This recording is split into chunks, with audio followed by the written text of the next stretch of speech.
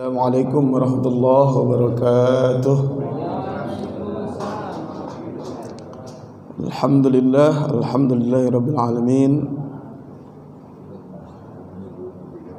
Alhamdulillahilladzi anzala as-sakinata fi qulubil mu'minin liyazdadu imanan ma'a imanihim. Asyhadu an la ilaha illallah wahdahu la syarika lah.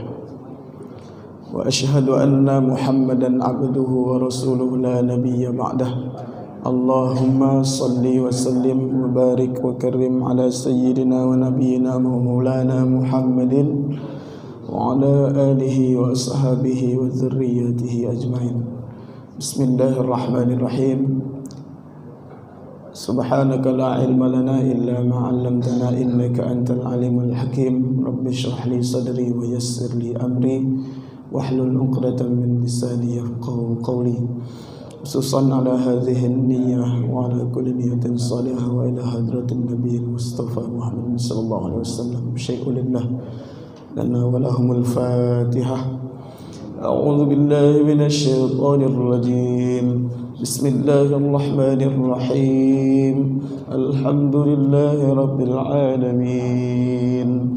Ar-Rahmanir Rahim. Maliki yaumiddin.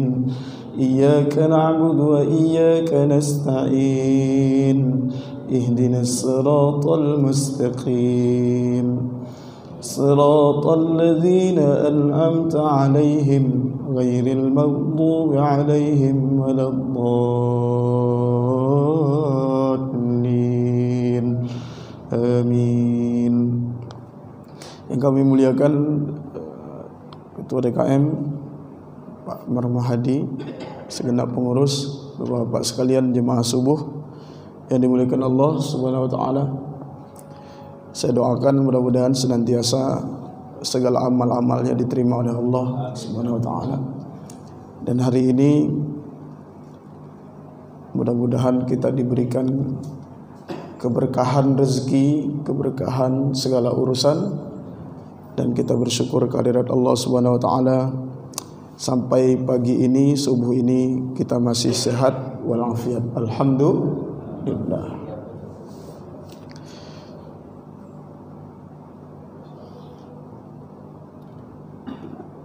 Di belahan bumi yang lain, saudara-saudara kita di Gaza kondisinya masih berat. Kita doakan agar para pejuang kaum muslimin semuanya, kalau yang wafat tercatat syahid di sisi Allah Subhanahu wa taala, yang sedang berjuang diberikan pertolongan dan kemenangan. Amin. Amin ya rabbal alamin. Mari senantiasa kita manfaatkan waktu-waktu yang Allah berikan kepada kita dengan cara memperkuat syahadat. Ketika Allah berfirman di dalam Al-Quran, saya yakin bapak-bapak pun hafal ayatnya. Syahidallahu annahu la ilaha illahu. Ayat itu kalau dibaca berulang-ulang akan diketahui bahwa sebelum Allah menciptakan malaikat, menciptakan makhluk-makhluk, Allah telah bersyahadat buat dirinya sendiri. Sehingga kalau kita bertanya tujuan Allah menciptakan kita itu, kita masih bingung. Sehingga kita melihat surah Az-Zariyat agar ibadah. Ibadah itu sendiri kita pun bingung, karena setiap nabi cara ibadahnya beda. Tapi yang paling penting, gak ada perbedaan di situ ketika Allah bersaksi bahwa tidak ada Tuhan selain Dia. Jadi Allah itu menciptakan makhluk, menciptakan kita-kita ini tidak lain dan tidak bukan untuk menjadi saksi syahadatnya Allah terhadap dirinya. Itulah kenapa suatu ketika Nabi bertanya kepada sahabat namanya Mu'adz bin Jabal. Nabi kita bertanya kepada Mu'adz, "Ya Mu'adz, atadri ma haqqullah 'alal ibad? Wahai Mu'adz, tahukah kamu apa haknya Allah terhadap hambanya? Maka Mu'adz bin Jabal menjawab, Allah wa rasuluhu a'lam. Allah dan Rasul yang tahu. Nabi kemudian menjelaskan, haknya Allah terhadap hamba adalah an ya'buduhu wa la yusyriku bihi syai'a. Allah itu minta disembah dan tidak syirik sedikit pun kepadanya. Kenyataannya, tidak semua orang yang menyembah Allah itu tidak syirik. Karena prakteknya ada yang menyembah Allah tapi juga syirik. Kalau kita bertanya, agama di masa Arab jahiliyah, mereka nyembah berhala, kasat mata. Tapi kalau ditanya kepada mereka, siapakah yang memberi rezeki? Jawabannya Allah. Siapakah yang menciptakan langit, menurunkan air hujan? Jawabannya Allah. Itu Allah abadikan dalam Quran banyak ayat. Cuma mereka nyembah Allah itu lewat patung. Patung itu visualisasi agar menambah kedekatan dengan Allah. Lalu bahasa mereka, wa ma na'buduhum illa liqarribuna ilallahi zulfa. Kami ini menyembah Allah, cuma dengan patung itu menambah rasa dekat, kedekatan. Itu yang dilakukan orang-orang dulu. Mereka nyembah Allah, tapi mereka juga syirik. Nah, Allah menegaskan dari awal sebelum diciptakan makhluk, Dia bersaksi bahwa tidak ada Tuhan selain Dia. Maka setiap nabi yang diutus itu menyampaikan kepada kaumnya kalimat yang sama. Kalimatnya apa? Ya qaumi i'budullaha ma lakum min ilahin ghairuh. Bahasa kitanya kalimat la ilaha illallah. Itu yang penting. Oleh karenanya Bapak-bapak sekalian, kembali saya tegaskan, kalau kita mengerjakan salat, sesungguhnya salat itu sendiri karena di dalamnya ada syahadat. Tidak sah salat yang tidak dibaca syahadat di dalamnya. Makanya kuncinya salat itu sebenarnya yang harus kita pahami adalah untuk memperbarui syahadat. Karena yang Allah inginkan dari makhluk tidak minta rezeki dari kita, tidak diberi, tidak juga minta bertambah derajatnya, tidak. Allah itu yang minta dari kita adalah haknya ditunaikan. Dia disembah dan kita tidak syirik sedikit pun kepadanya.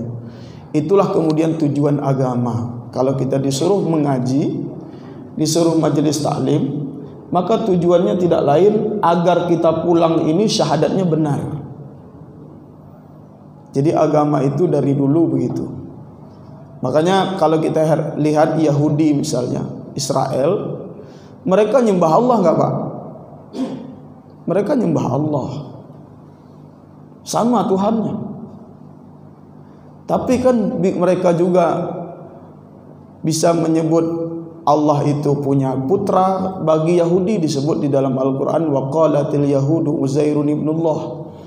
Kata orang Yahudi, Uzair, Ezra itu putra Allah. Kata orang yang seberangnya, Nasrani, Isa itu putra Allah. Kan begitu. Mereka nyembahnya sama, nyembah Allah. Nah itu yang kemudian kalau kita kaji ulang, maka sebenarnya kita mengkaji ini tidak lain dan tidak bukan agar meneguhkan syahadat Pak. Itulah tujuan ada majelis taklim, tujuan ada ibadah yang kita buat hanya untuk memperkuat syahadat. Hari ini izinkan saya juga menyampaikan lanjutan dari kajian kitab Lubab Ihya Ulumuddin, kitab Syiarus Salikin, yang menjelaskan makna di balik setiap gerakan atau bacaan salat, sehingga kita memahami salat itu sendiri adalah pertemuan dengan Allah. Selalu kita katakan ketika salat datang ke masjid, yang kita maksudkan di dalam hati kita itu ilahi anta maksudi. Majelis taklim pun sama. Baik gurunya, muridnya datang ke majelis taklim, yang dicari itu sebenarnya apa, Pak? Yang dicari itu ilmu wusul, ilmu sampai kepada Allah. Kita ini, Pak, ya, kalau nyari ilmu sampai kepada Allah lewat pakai perantara, wasilah. Maka kalau hadir di majelis taklim atau datang ke masjid, kita sebenarnya cari makom yang paling tinggi, bukan pahala. Kalau pahala itu biasa, carinya makom yang paling tinggi sampai kepada Allah. Karena tidak semua orang yang berjalan, orang yang beribadah itu sampai kepada Allah.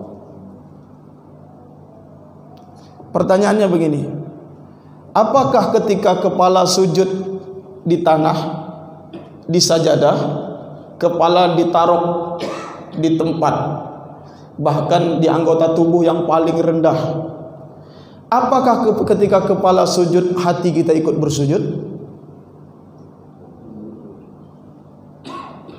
Ada nggak, Pak, orang yang kepalanya bersujud tapi pikirannya tidak di tempat sujud? Ada nggak? Ada. Banyak atau sedikit? Ini yang repot. Kenapa penting kajian ini? Karena ada kenyataannya orang yang kepalanya ruku tapi hatinya nggak ruku.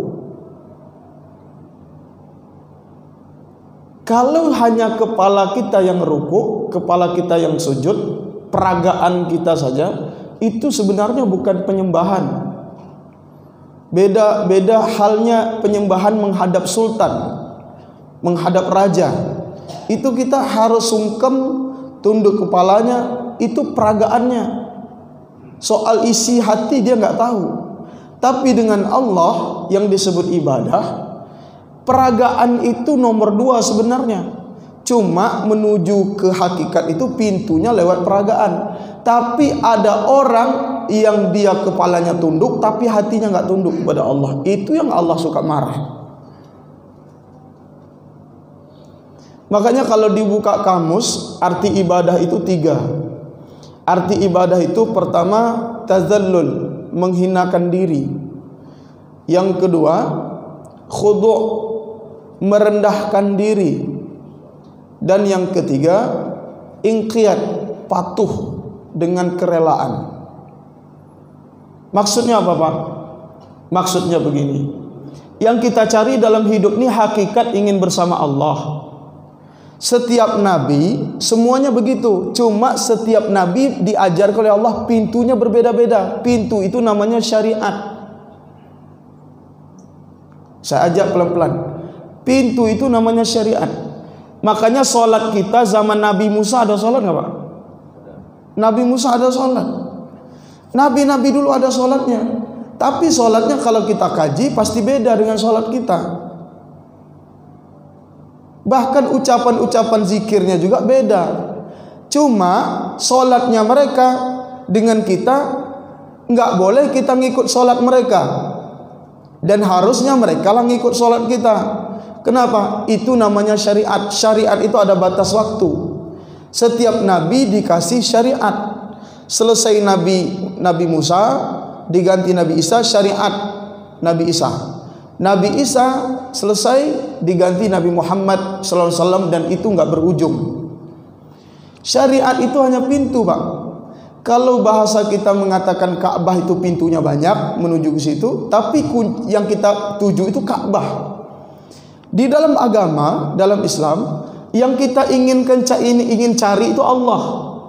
Pintunya syariat. Syariat itu pintunya nuju Allah itu namanya hakikat. Setelah masuk pintu syariat, di dalamnya dekat Allah itu namanya hakikat. Hakikatnya beda dengan syariat. Orang yang sholat pakai syariat, dia tahu sholat itu hanya kewajiban. Dikerjakan sholat, setelah sholat dikerjain, selesai kewajiban. Dia perhatikan tumak ninahnya tanpa dia pikirkan khusyuknya, itu syariat. Makanya dia berada di pintu terus, Pak.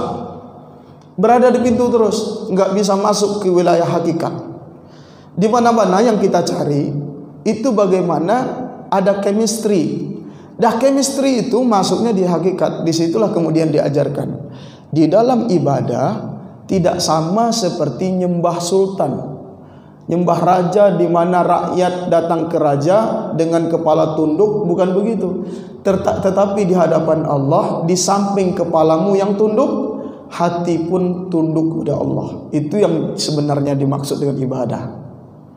Maka kita kaji, Bapak sekalian, hari ini kita melihat akibat salah penyembahan, salah cara, tidak sampai kepada hakikat. Itu yang terjadi kepada orang Yahudi. Orang Yahudi itu punya perasaan hampir mirip dengan kita. Saya tanya Pak, kalau ditanya sekarang, agama yang diridhoi oleh Allah siapa Pak? Agama apa? Islam. Kalau begitu, kita mengatakan orang Islam, orang beriman ini adalah orang pilihan Allah nggak di muka bumi ini? Iya Pak, pilihan Allah kan? Tapi orang Yahudi juga nyebut mereka pilihan Allah. Mereka juga nyebut pilihan Allah. Sampai mereka bisa bantai warga Palestina begitu banyak, 14.000 sekarang ya. Sampai perbuatan biadab membantai tanpa dasar, tidak manusiawi, itu karena dasarnya dia mandang manusia yang lain selain dia itu manusia biasa, bahkan animal. Karena ada doktrin mereka bangsa pilihan Allah, pilihan Tuhan.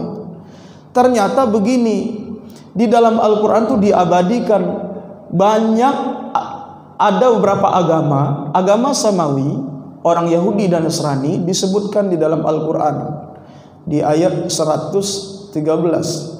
Waqalu, surah Al-Baqarah, waqalu la yadkhulul jannah illa man kana hudan aw nasara. Tidak ada yang masuk surga, tidak akan masuk surga kecuali orang Yahudi dan Nasrani. Sama juga pikiran dengan kita. Yang masuk surga nanti cuma orang Islam, kan begitu. Kenapa bisa begitu? Mereka pakai kitabnya. Jadi orang Yahudi Nasrani itu dengan orang Islam, kalau dibuka Quran Pak, hampir sama. Kalau orang Islam punya karakternya klaim kebenaran dan merasa dirinya suci, itu mirip dengan mereka. Bahkan kalau ada orang Islam suka baca Quran, tapi bacanya doang yang suka, tapi nggak suka ngamalin, nggak dapat apa-apa dari Quran, sama dengan orang Yahudi. Makanya kalau kita ngaji agama, kita disuruh sampai ke hakikat. Kok bisa sama dengan orang Yahudi? Suatu ketika begini, Nabi pernah bilang ke Labid bin Ziyad, Nabi bilang begini, yushiku ayyur fa'al ilmu. Hampir-hampir waktu sudah dekat di mana ilmu akan diangkat. Lalu Labid bin Ziyad kemudian berkata kepada Nabi, wahai Nabi, kaifa yurfa'ul ilmu? Bagaimana ilmu itu diangkat? Padahal waqad qara'nal Qur'an, sementara kami baca Quran. Wa 'allamnahu abna'ana, dan kami ajarkan kepada anak-anak kami. Kemudian Nabi menjawab, gimana kamu ini wahai si Labid? Kamu tidak memperhatikan orang Yahudi Nasrani, mereka juga baca kitab mereka. Orang Yahudi itu baca kitab Taurat mereka, Nasrani juga baca kitab Injil mereka, tapi mereka tidak dapat manfaat apa-apa dari kitab mereka. Kalau ada orang Islam yang baca Quran tidak dapat manfaat apa-apa dari Al-Quran, itu tanda ilmu mau diangkat.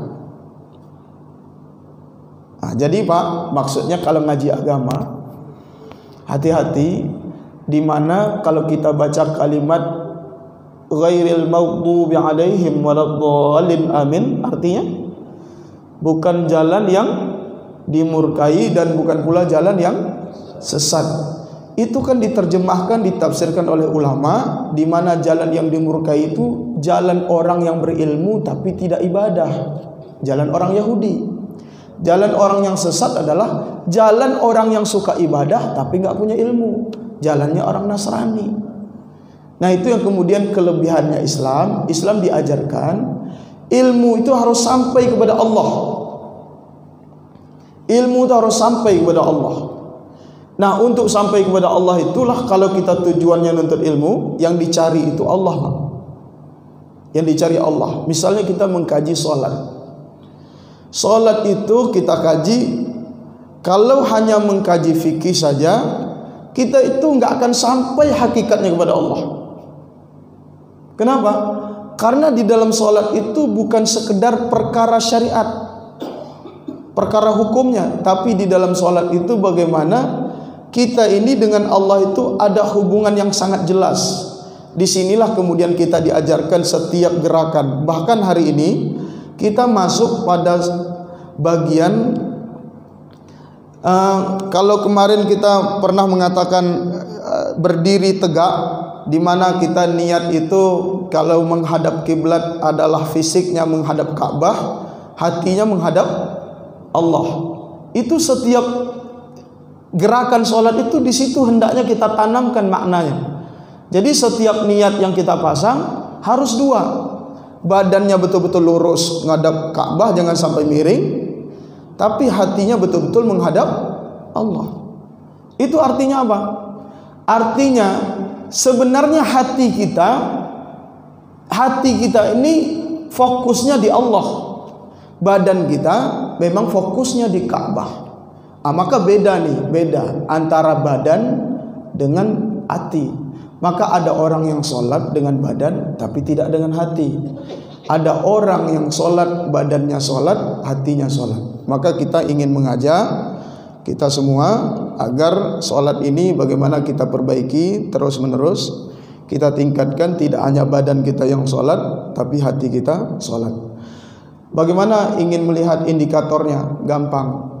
Kalau tegak ayat ini, inna sholata tanha anil fahsya wal munkar. Kalau sholat itu bisa mencegah perbuatan keji dan munkar, itu indikator sholatnya sudah benar.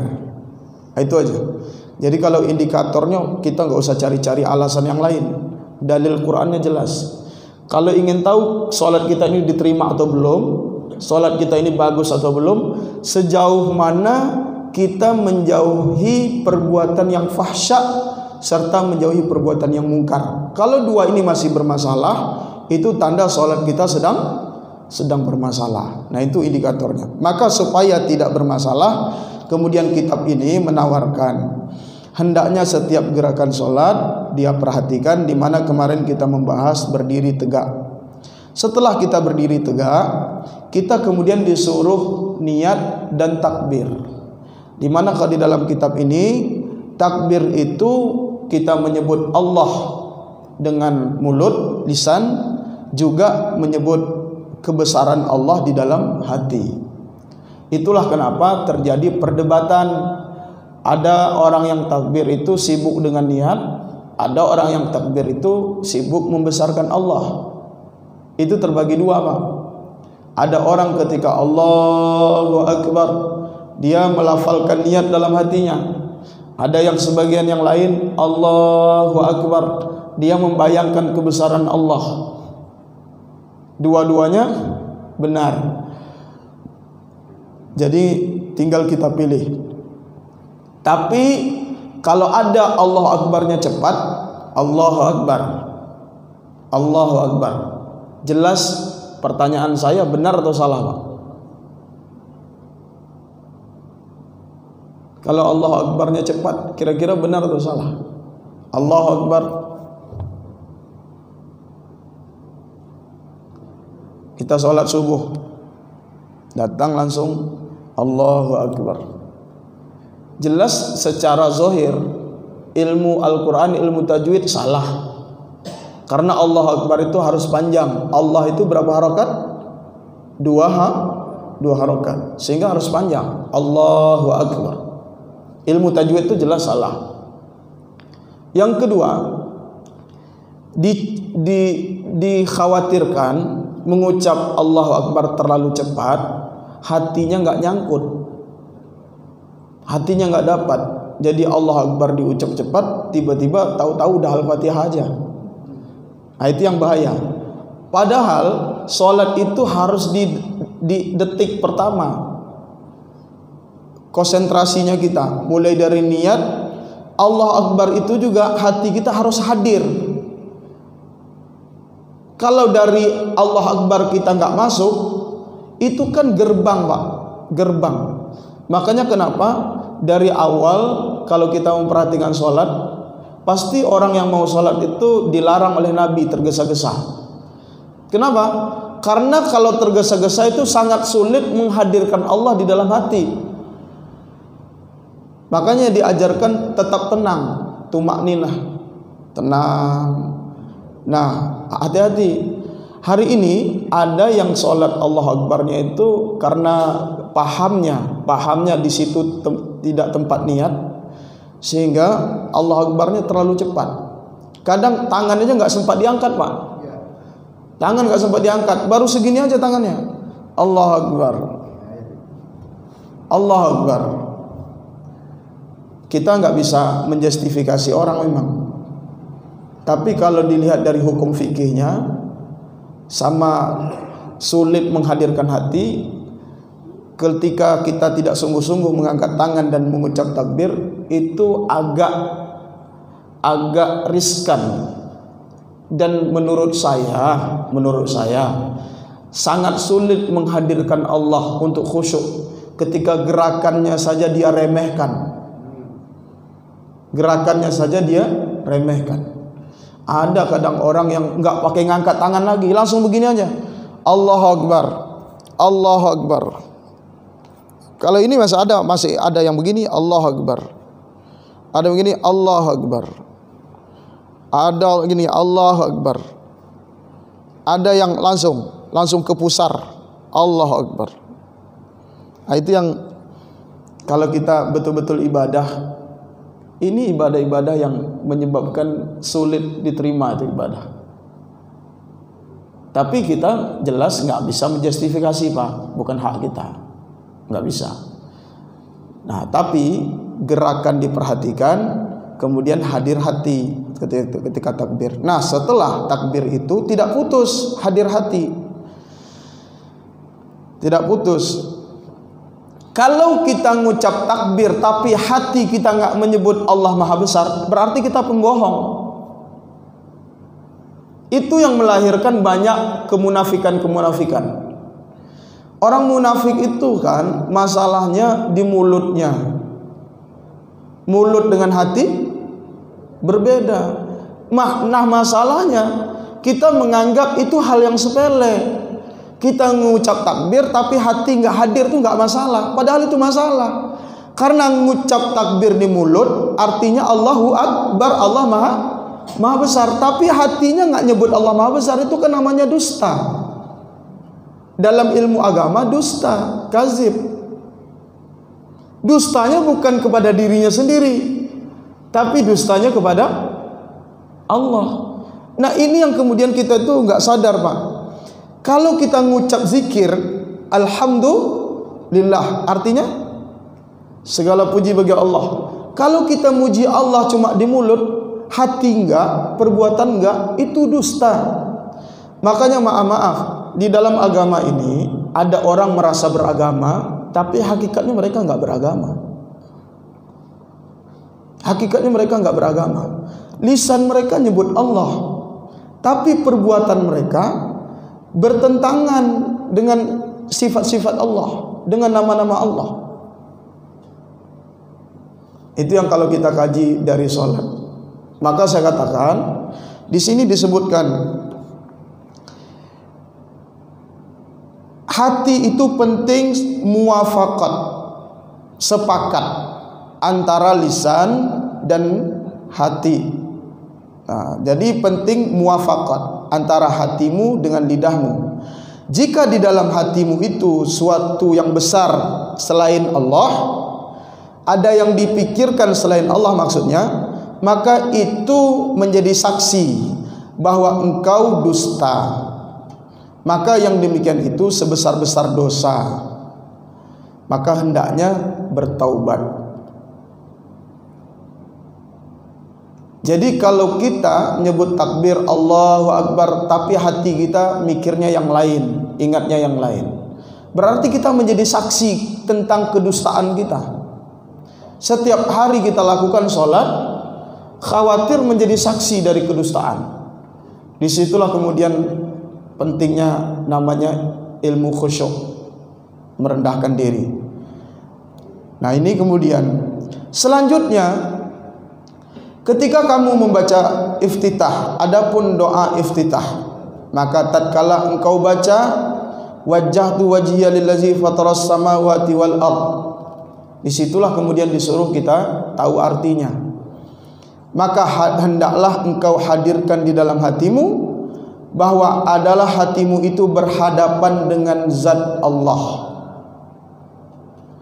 yang maha besar lagi maha suci. Maha suci daripada pihak keberpihakan dan maha suci daripada tempat, maha suci dari arah. Dia yang menjadikan 7 lapis langit dan 7 lapis bumi, supaya ucapanmu dengan hatimu muwafaqat, bersamaan. Maka jika engkau membaca wajjahtu wajhiya lillazi fataras samawati wal ard, maka bayangkan kita betul-betul berada di hadapan Allah. Inilah bayangan yang gak gampang. Ada ruang imajiner kita. Kita berdiri tegak, kita baca, ya Allah, aku hadapkan wajahku yang hina ini kepada Tuhan yang menciptakan langit dan bumi. Kemudian hanifam muslimah, dalam keadaan muslim, wa ma ana minal musyrikin, tidak syirik sedikit pun. Maka kita berdiri tegak, kita bayangkan kita di hadapan Allah, dan kita melihat Allah melihat kita. Kita melihat Allah melihat kita, bacaan kita, janji kita. Makanya kalau orang paham iftitah, iftitah itu kan artinya pembuka, Pak. Iftitah itu pembuka. Jadi kalau dimulai kajian, dimulai acara, selalu ada pembukaan. Iftitah. Salat itu pembukaannya iftitah sekaligus sebagai ikrar komitmen. Komitmen kita di hadapan Allah. Yang kita hadapkan ini adalah diri kita di hadapan zat Allah yang maha kuasa. Makanya wajar kalau ceritanya sahabat dulu kalau mau sholat badannya bergetar, Pak, tiba-tiba bergetar. Pusing kalau mau sholat itu udah ketakutan. Kenapa? Karena sholat itu dia bukan mikir orang sebelahnya, dia mikir itu berhadapan dengan Allah. Bahkan sholat itu mendatangkan dosa, sholat itu berbahaya. Pada tingkat kajian hakikatnya, ketika dia sholat dia masih kenal sama yang sebelah kanan, dia kenal sebelah kiri. Kalau ada di antara kita yang sholat kita masih tahu sebelah kanan kita siapa, sebelah kiri kita siapa, itu hakikatnya sebenarnya belum sholat. Nah itu sholat dulu kan memang begitu, Pak. Sahabat dulu, silakan sahabat lain berbicara kencang, nggak ada masalah. Karena kalau dia udah sholat nggak akan dengar. Kita juga akan tahu Umar bin Khattab juga ketika ditusuk dengan panah itu nyabutnya kan beliau harus sholat dulu. Banyak sahabat-sahabat yang kalau untuk menghilangkan rasa sakit itu dengan sholat. Jadi kalau sholat itu lupa dengan sakitnya. Sholat itu nggak dengar suara orang yang berbicara. Itu udah umum, udah lumrah. Tapi kita kan nggak mungkin masuk ke situ, level itu. Nggak mungkinnya kenapa? Karena kita itu sholat tapi belum mendirikan sholat. Di dalam Quran itu bukan disuruh sholat, tapi di dalam Quran itu disuruh wa aqimus sholah, mendirikan sholat. Kalau mendirikan sholat itu butuh kesungguhan terus menerus, kontinuitas. Ini makanya kemudian orang memahami sholat itu yang penting khusyuk, lalu khusyuk itu masih diperdebatkan apa itu khusyuk. Padahal khusyuk itu banyak termasuk di dalamnya menghadirkan hati, memaknai bacaan. Doa iftitah itu juga bagian aja, bagian. Maka oleh karenanya saya yakin iftitah kita beda-beda nih. Mungkin ada yang beda-beda, tapi setidaknya iftitah kita harus tahu maknanya. Pahami saja makna doa iftitah. Itu sebagai komitmen. Selanjutnya kita memaknai hanifah muslimah. Apa arti hanifah muslimah, Pak? Ternyata di dalam kitab ini luar biasa. Ketika kita baca hanifah muslimah, hendaknya dia menghadirkan hatinya bahwa orang muslim itu ada cirinya.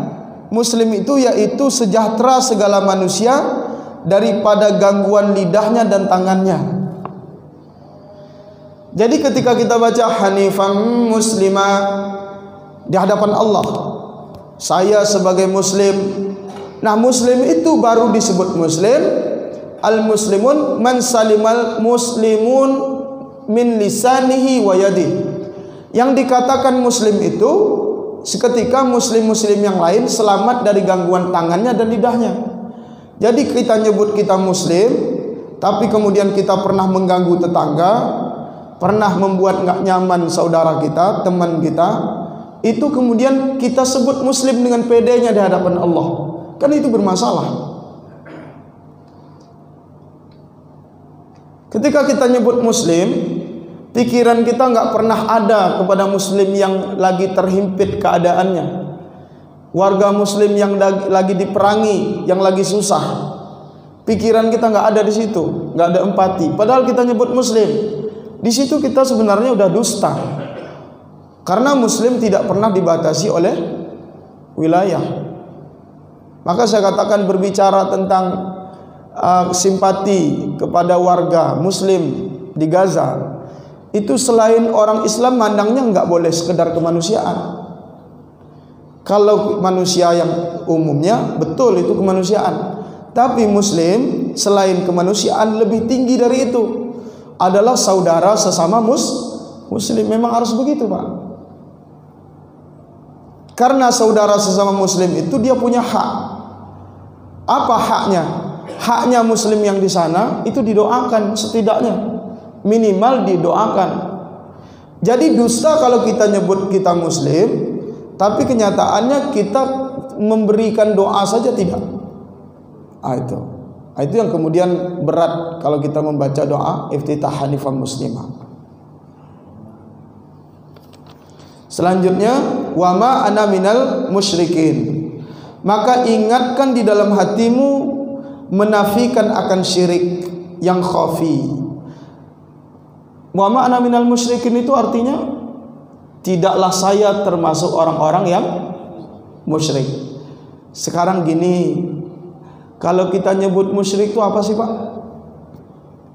Kalau nyebut syirik itu, pasti pikiran kita masih terjebak. Yang nama syirik itu pasti dukun, ya.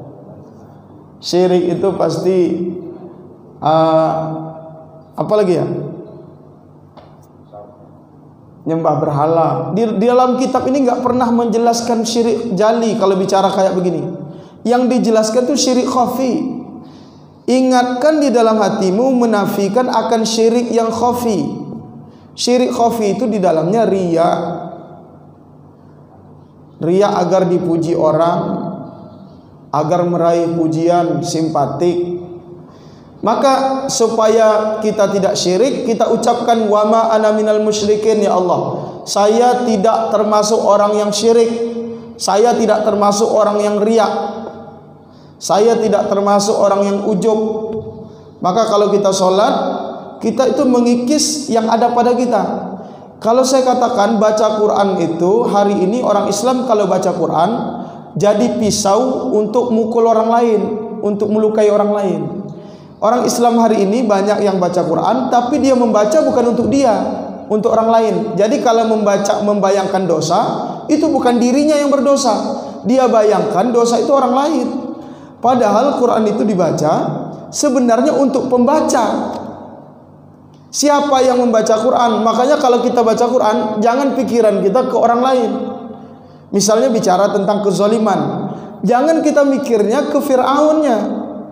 Jangan kita mikir ke yang lain. Jangan-jangan kita berbuat zalim. Jadi Quran itu kan mengingatkan pembaca. Sama, sholat juga begitu. Ketika kita nyebut syirik, jangan kita bayangin Arab jahiliyah yang nyembah patung. Jangan kita bayangkan orang dulu nyembah pohon. Itu keluar dari maksud agama. Jangan kita bayangkan dukun. Yang kita bayangkan diri kita. Jangan-jangan kita syirik. Syiriknya kita ini jangan-jangan kita merindukan pujian. Jangan-jangan kita gila hormat. Jangan-jangan kita ini selalu mencari panggung. Nah itu yang kemudian ketika dia ingat dirinya, dia nggak sibuk membahas orang lain. Makanya di dalam Islam itu ada samar-samar, Pak. Iblis itu berhasil menggoda manusia dengan cara di mana kebenaran itu dijelaskan oleh iblis, manfaatnya ada, tapi dikurangi, dibikin samar-samar. Begitu juga kebatilan. Keberhasilan iblis membuat kebenaran dan kebatilan itu jadi samar-samar. Jadi harusnya kita membayangkan diri kita di dalam sholat, di dalam sholat sibuk membayangkan orang lain. Itu yang kemudian bermasalah. Maka pesannya buat kita bersama, wa ma ana minal musyrikin, tidaklah saya termasuk orang musyrik. Maksudnya, hei, kamu yang nyembah Allah, jangan syirik, riya, jangan ujub, jangan tinggi hati. Jadi pesannya untuk diri sendiri. Maka kalau kita membahas ini, sama kita membahas dalam sholat kita merendahkan diri kita sendiri. Dalam hatimu jauhi syirik yang khafi, yaitu riya, ujub dan takabur dan lainnya. Dan apabila engkau berkata, inna salati wa nusuki wa mahyaya wa mamati lillahi rabbil alamin, sesungguhnya salatku, ibadahku, hidup dan matiku untuk Allah Tuhan semesta alam, maka bahwasanya sembahyangku dan ibadatku dan hidupku, matiku sekaliannya bagi Allah Tuhan sekalian alam, seyogyanya engkau hadirkan makna yang demikian itu, serta engkau fana akan segala yang demikian. Kita disuruh oleh Allah ketika kita nyebut, ya Allah, sesungguhnya salatku, ibadahku, hidupku, matiku hanya untuk engkau. Berarti aspeknya 4. Ketika kita bicara tentang sholat itu bukan karena orang lain. Sholat itu karena mencari ridho Allah, ingin bertemu dengan Allah. Ketika kita bicara ibadah, nuntut ilmu, ibadah silaturahim, ibadah berbuat kebajikan sosial, apa saja ibadahnya, maka yakinlah ibadah itu lillahi rabbil alamin, untuk Allah niatnya. Kemudian mahya wa mamat, hidup dan mati itu untuk Allah. Makanya beda, Pak. Kalau di Palestina sana kita melihatnya mungkin agak tragis ya. Kalau bayi-bayi itu ditindik di runtuhan, hilang kepala, ibu lagi melahirkan juga begitu, bayi prematur tiba-tiba dibom, hanya tinggal kepingan-kepingannya aja. Kita melihatnya kan sadis tuh. Kita melihatnya tragis. Tapi bisa jadi orang Palestina merindukan itu. Bisa jadi. Kita nggak ada yang tahu. Karena bahasanya begini. Nabi saja menyebutkan syahid itu, kalau syahid itu, Pak, hakikatnya enak. Orang yang mati syahid di dalam kubur, dia pengen dihidupkan lagi. Berkali-kali hidup untuk syahid lagi. Dia pengen syahidnya berulang-ulang, karena syahid itu sama seperti kita mijit. Meninggal syahid itu sama dengan kita dipijit. Rasanya tuh enak. Makanya orang yang mati syahid itu dalam kubur dia pengen hidup lagi, nanti hidupnya pengen syahid lagi. Kalau bisa syahidnya berulang-ulang. Itu rahasianya syahid. Makanya syahid itu kenikmatan yang luar biasa. Maka orang yang paham mungkin tentang hakikat syahid, dicarinya syahid. Karena hidup dan mati itu untuk Allah, kan begitu. Nah, kita ini tidak disuruh ke sana, tapi kita hanya disuruh komitmen aja. Inna salati wa nusuki wa mahyaya wa mamati lillahi rabbil alamin. Ya Allah, saya berjanji salat saya ini, ibadah saya ini, hidup saya ini, mati saya ini untuk Engkau. Jadi semua hidup saya ini saya kontribusi, saya wakafkan untuk Allah. Itulah bahasa ayat Quran. Innallaha ashtara minal mu'minin. Allah itu membeli jiwa-jiwa orang beriman. Anfusahum wa amwalahum bi anna lahumul jannah. Allah itu beli jiwa-jiwa orang beriman, ditukar dengan surga. Jadi orang beriman itu sebenarnya dia berniaga dengan Allah. Kalau dia katakan salatnya untuk Allah, ibadahnya untuk Allah, hidupnya untuk Allah, matinya untuk Allah, berarti mewakafkan hidupnya untuk Allah.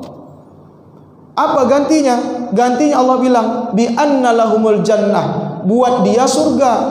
Jadi orang yang mewakafkan dirinya untuk Allah, Allah ganti nanti, gantinya itu surga. Tapi persoalannya, banyak pula orang yang mengucapkan ini di dalam sholat, tapi dalam hidupnya, di luar sholatnya, dia tidak untuk Allah. Dia tidak untuk Allah. Kenapa? Itu bisa diukur. Kalau kita untuk Allah itu maksudnya gimana sih Pak? Maksudnya kalau untuk Allah itu maksudnya gampang, untuk agama. Punya harta untuk agama, punya harta itu untuk kebaikan. Jadi kemaslahatan kebaikan aja.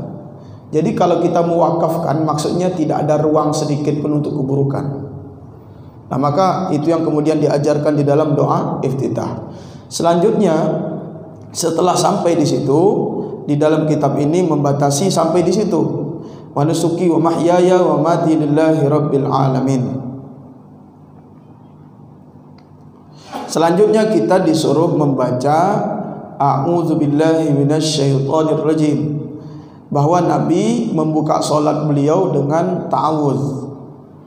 Di dalam satu kitab Safwatut Tafasir Imam Ali As-Sabuni pada tafsir Al-Fatihah tentang basmalah, tentang ta'awudz, maka ada satu hadis yang berbunyi idza qamal lail, Nabi kalau mendirikan salat malam, iftataha, beliau membuka salat, iftataha salatahu bitakbir, kemudian summa yaqra, beliau membaca a'udzubillahi samii'il alim minasyaitonir rajim.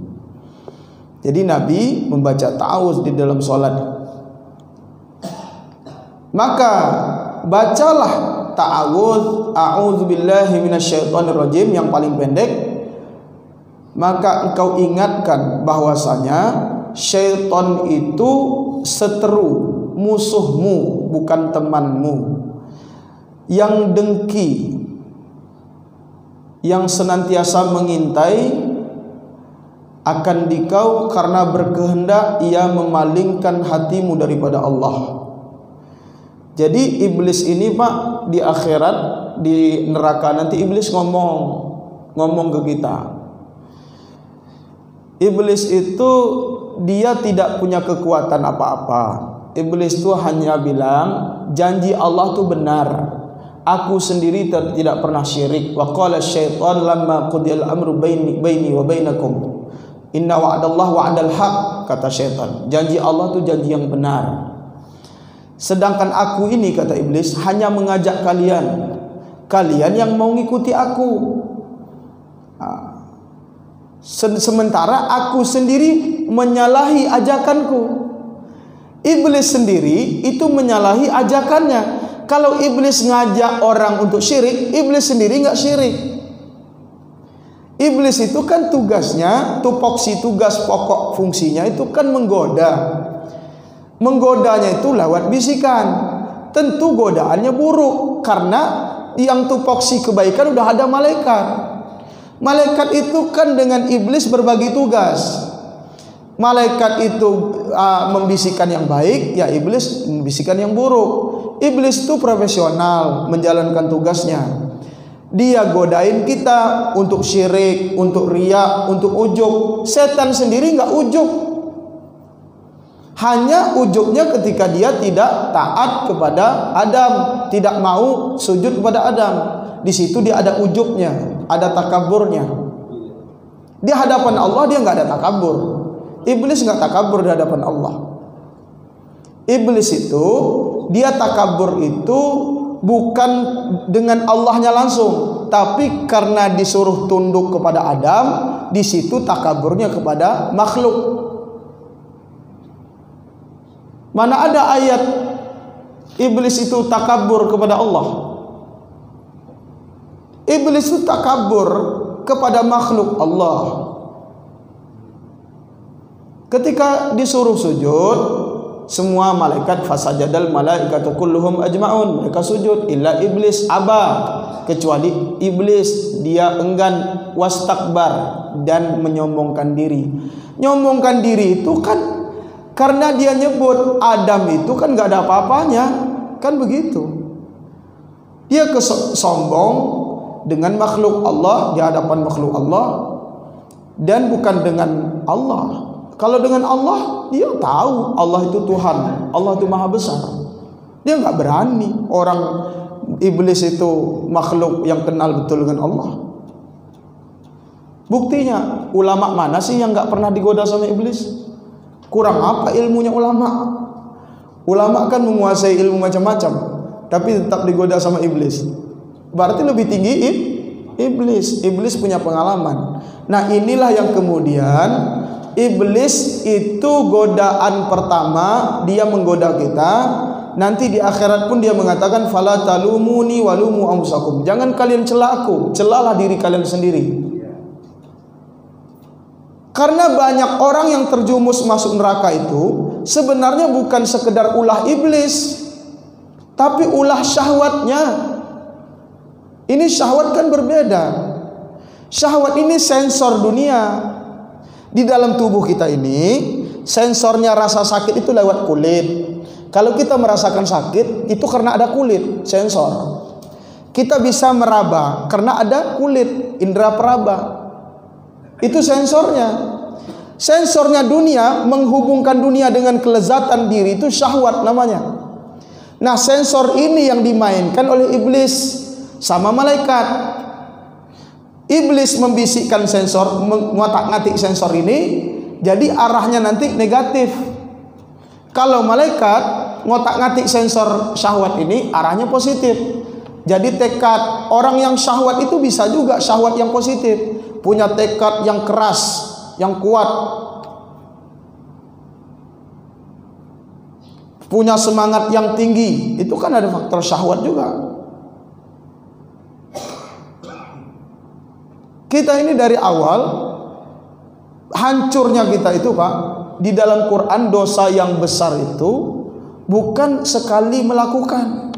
Dosa yang paling bermasalah itu adalah dosa yang dilakukan berkali-kali. Faktor edik. Edik itu opium itu di syahwat, bukan di iblis. Iblis cuma godain pertama, dibuat kita melakukan berulang-ulang. Makanya kalau kita mandang pertama, mandang sesuatu yang menarik, kita pandang tuh pertama, kan bikin penasaran. Penasaran pengen lihat lagi. Lihat kedua, pengen lihat yang ketiga. Yang ketiga kali, yang keempat kali, itu jadi kebiasaan. Makanya kalau kita lihat HP hari ini, dulu kan orang kalau ngelihat yang bikini itu astagfirullah. Kalau buka gadget, kalau awal-awal kita punya HP, mungkin awalnya nggak pernah ada hubungan begitu. Lihat yang iklan-iklan bajunya kurang bahan, kita pasti istighfar. Tapi karena keseringan muncul terus, pertanyaan saya, istighfar nggak, Pak? Enggak, dianggap angin lewat aja biasa. Tapi nggak ada istighfarnya, karena dianggap biasa. Dulu orang yang nggak biasa nonton TV, melihat sinetron yang pakai bikini, nggak pakai jilbab, mungkin buat orang-orang yang agamis itu mereka melihat itu adalah satu kemaksiatan yang luar biasa, istighfarnya. Tapi karena ditonton setiap hari, ditonton tiap hari dan itu muncul terus, maka itu dipandang biasa. Disitulah syahwat yang bermain. Makanya hancurnya manusia itu bukan karena iblis sebenarnya. Hancur manusia itu karena syahwat. Karena gara-gara syahwat itu Quran sendiri menyebutkan, afara'aita man ittakhadha ilahahu hawa. Apakah kamu memperhatikan orang yang menjadikan syahwat sebagai tuhannya? Jadi kalau kita bicara syirik, ada orang tidak nyembah pohon, tapi orang menyembah syahwatnya. Dunianya melebihi dari agamanya. Berarti dunia itu seperti tuhannya dia. Itu yang bahaya. Maka yang jadi musuh yang paling rentan buat kita adalah syahwat kita sendiri. Nah, syahwat itulah yang kemudian banyak terjebak. Jangan heran kalau bulan Ramadan kok bisa puasanya ramai, orang puasa semua, tapi masih ada maling, masih ada yang praktek ghibah, menggunjing orang, mencela, padahal puasa. Iblis terbelenggu. Kenapa? Karena syahwat itu sudah dikuasai sebelumnya oleh iblis. Iblis itu ibarat guru. Dia ngajar dikit, bukan guru, dosen sih. Beda dengan guru. Kalau dosen kan fasilitator, ngasih dikit doang. Nanti kan ini udah bisa jalan sendiri syahwat itu. Muridnya ini udah akhirnya belajar, dia jalan sendiri. Jadi ketika dosennya nggak ada, dia bisa. Jadi syahwat itu begitu. Makanya mau dia puasa, syahwatnya itu karena masih ada. Kebiasaan-kebiasaan buruk masih ada. Cuma dengan puasa itu berkurang, bukan langsung hilang. Nah, jadi tugas kita ini sebenarnya kita lupa. Kita sebut iblis itu musuh, tapi kita lupa dengan syahwat. Ada perangkat yang diotak-atik oleh iblis, diotak-atik oleh malaikat, namanya syahwat. Syahwat itu sensor dunia. Gara-gara ada syahwat, dunia itu nampak indah. Kalau syahwat nggak ada, dunia itu nggak indah. Jadi sensor hubungan dunia ini barang luar, keindahan ini barang dalam, penghubung yang luar dengan yang di dalam, sensornya itu syahwat. Jadi kalau syahwat ini diangkat, dihilangin, dunia ini dilihat biasa aja. Gitu Bapak-bapak sekalian. Jadi dalam sholat kemudian disuruh baca a'udzubillahi minasyaitonirrajim. Maksudnya jangan sampai kita kena di kesempatan yang pertama. Kesempatan pertama itu dari iblis. Kalau udah dapat kesempatan pertama, kemungkinan akan datang kesempatan kedua. Maka berdoalah kepada Allah, a'udzubillahi minasyaitonirrajim. Nah, ini penting kita memahami dalam sholat kita. Sholat itu pelan-pelan kita memahami, dari berdiri sampai bacaan kita pahami betul. Sholat itu perkara besar, Pak. Gara-gara orang sholat cuma menunaikan kewajiban, sholat itu jadi kecil perkaranya. Sholat itu perkara besar. Bayangkan kalau begini cara berpikir kita, begini hati kita menghadirkan dalam sholat, sampai a'udzubillah aja panjang nggak Pak? Panjang nggak sampai a'udzubillah? Panjang. Sholat itu aslinya memang begitu, karena sholat itu bawaannya dari langit. Sholat itu kan dari pertemuan Nabi dengan Allah. Dari satu tempat alam lahut, di mana tidak ada makhluk yang bisa masuk di situ. Nabi berjumpa dengan Allah, bawa perintah yang istimewa sholat. Sampai di umatnya mengecilin sholat. Padahal sholat itu perintah teragung, perintah teristimewa dari tempat tertinggi. Sampai ke umatnya dijadikan sholat itu sholat yang murahan. Sholat yang murahan. Kenapa? Sholat yang murahan, dia tidak hadir hatinya dalam sholat. Kalau dia hadir dalam hati sholat, sampai a'udzubillah aja panjang, bukan main. Inilah perkara yang kemudian kalau orang asik dengan sholat, akhirnya sholat 5 waktu itu buat dia itu Masya Allah satu perintah yang sangat besar, sangat istimewa. Jadi bertemu dengan Allah dipahami betul. Maka Bapak-bapak sekalian, kita memang tidak kuat, maka kita disuruh Allah berdoa kepada Allah bahwa iblis ini musuh kita. Dialah yang membuat kita berpandangan kecil terhadap perintah Allah. Iblis pula yang dari awal mengajak kita untuk meremehkan ibadah. Nanti syahwat yang digoyang sama dia. Oleh karenanya saya katakan, Bapak sekalian, kita hari ini beragama, hati-hati, beragama itu sebenarnya tujuan orang yang beragama, semua agama tujuannya agar sampai kepada Allah. Tidak untuk klaim, tidak untuk klaim. Agama itu tidak untuk klaim. Jadi kalau kita katakan begini, Islam itu apakah perlu kita datang ke Eropa, kita sebut saya Muslim? Tidak perlu. Karena keislaman seseorang tidak dilihat dari pengakuannya. Keislaman seseorang itu diketahui dari akhlaknya. Akhlak itu tidak didapat kecuali dengan ibadah yang benar-benar ibadah, maka baru sampai kepada akhlak tadi. Nah, itu yang dimaksud oleh Nabi, innama bu'istu liutammima makarimal akhlak. Aku ini diutus untuk menyempurnakan kemuliaan akhlak. Karena ending perintah-perintah Allah ini muaranya semuanya ke akhlak. Oleh karenanya jemaah sekalian, mari kita perhatikan begitu salat kita, pelan-pelan kita perhatikan. Mungkin ada yang mau ditanyakan tambahan Bapak sekalian. Jadi ngajinya memang pelan-pelan Pak. Pelan-pelan. Ada yang mau ditanyakan?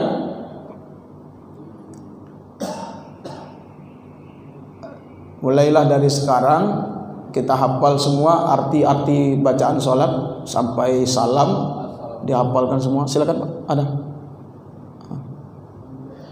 Hafal sampai salam, pokoknya nggak ada yang tersisa. Isi sholat itu di dalamnya pujian semua. Makanya kalau kita bisa memahami arti belum cukup, tapi setidaknya langkah pertama selesaikan dulu urusan itu, nanti baru kita masuk bab-bab seperti ini hadir. Insya Allah mudah-mudahan kita dimudahkan oleh Allah Subhanahu Wa Taala. Kita minta kepada Allah, kita ini kan sholatnya udah lama, minta kepada Allah setidaknya selama hidup di dunia ini kita ada satu sholat atau dua sholat lah yang sholat kita betul-betul sampai kepada Allah Subhanahu Wa Taala. Kita minta kepada Allah dengan kerendahan hati agar Allah memberikan rasa yang sangat kuat di dalam hati kita tentang kehadirannya, dan kita rasakan betul di dalam sholat agar ada pertemuan antara hamba dan Khalik. Dan kita minta kepada Allah di antara sholat-sholat kita ini setidaknya ada satu sholat atau dua sholat yang diterima, yang dikabulkan oleh Allah Subhanahu Wa Taala. Dan itu yang akan menjadi penebus, yang jadi keselamatan dunia dan akhirat.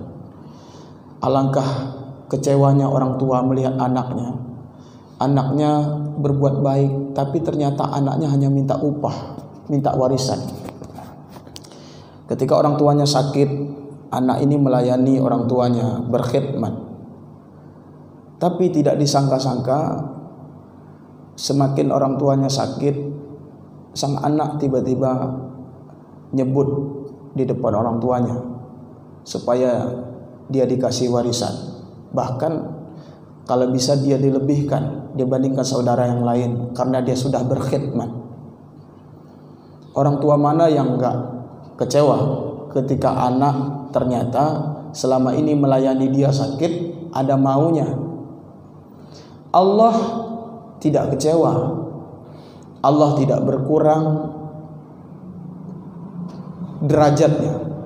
Tapi ketika melihat hamba mengerjakan ibadah yang dia pikirkan hanya pahala, yang dia pikirkan hanya upah, setiap dia kerjakan itu hanya kebiasaan saja. Kemudian yang dipikirkan di benaknya hanya pahala. Bayangkan, Allah itu dia minta haknya ditunaikan. Tunai haknya yaitu dia disebut namanya, disanjung-sanjung, dipuji-puji. Ternyata sang pemuji hanya muji Tuhan karena ada maunya. Ini yang sering terjadi. Banyak pemuji-pemuji Tuhan, dia muji Tuhan, nyebut Allah, tapi karena ada maunya.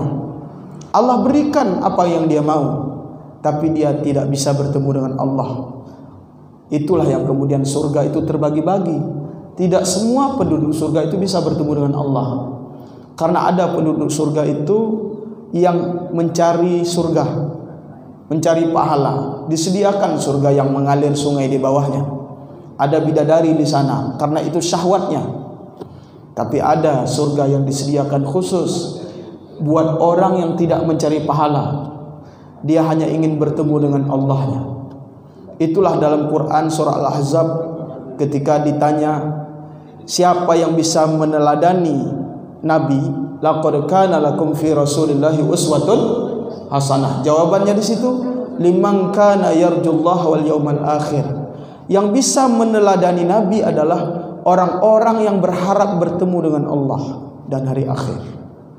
Jadi kalau kita bertanya, yang bisa meneladani Nabi itu adalah orang yang sama niatnya dengan Nabi, sama visi misinya. Nabi itu ibadah tidak pernah menghubungkan ibadah dengan harta beliau, tidak pernah ada hubungannya. Nabi ahli ibadah, Nabi sebagai manusia terbaik. Pernahkah Nabi berkeluh kesah ketika hartanya sedikit? Enggak ada urusan.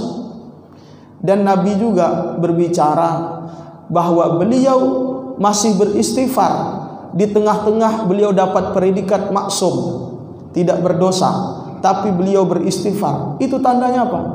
Karena yang beliau cari di sisi Allah itu tidak lain dan tidak bukan kebersamaan dengan Allah. Oleh karenanya siapakah yang bisa mengikuti, meneladani beliau? Suri tauladan beliau adalah orang yang berharap bertemu dengan Allah dan hari akhir, wa dzakarahumullah, dan banyak menyebut Allah, banyak menyebut memuji-muji Allah. Itu yang kita cari. Maka bapak-bapak sekalian, kita pilihlah kelompok. Kalau kita hari ini masih ada di level ibadah sibuk mencari pahala, silakan cara pikiran kita begitu. Tapi jangan menyesal. Suatu hari nanti pahalanya akan dikasih oleh Allah dengan balasan surga. Tapi ada pula orang yang dia dalam ibadahnya, dia tahu Allah itu Maha Pemurah, jadi dia minta lebih. Dia ingin bertemu dengan Allah. Dapatlah pertemuannya dengan Allah, yaitu di hari kiamat. Wujuhun yauma idzin nadhirah, hari di mana dia bisa melihat Tuhannya. Itu yang kita harapkan. Mudah-mudahan dari kajian ini mengeluarkan satu atau dua atau kita semuanya orang-orang yang berhasil bertemu dengan Allah Subhanahu wa taala. Amin. Amin ya rabbal alamin. Itu saja doa, dan mudah-mudahan semua kita sehat walafiat, berkah, dan umur kita senantiasa manfaat buat dunia dan akhirat. Amin. Amin ya rabbal alamin. Tutup dengan baca hamdalah. Alhamdulillahirabbil alamin. Subhanallah wa bihamdihi, subhanakallahumma wa bihamdika asyhadu an la ilaha illa anta wa astaghfiruka wa atubu ilaik. Hadanallahu wa iyyakum ajmain. Terima kasih, mohon maaf atas segala kekurangan. Wassalamualaikum warahmatullahi wabarakatuh.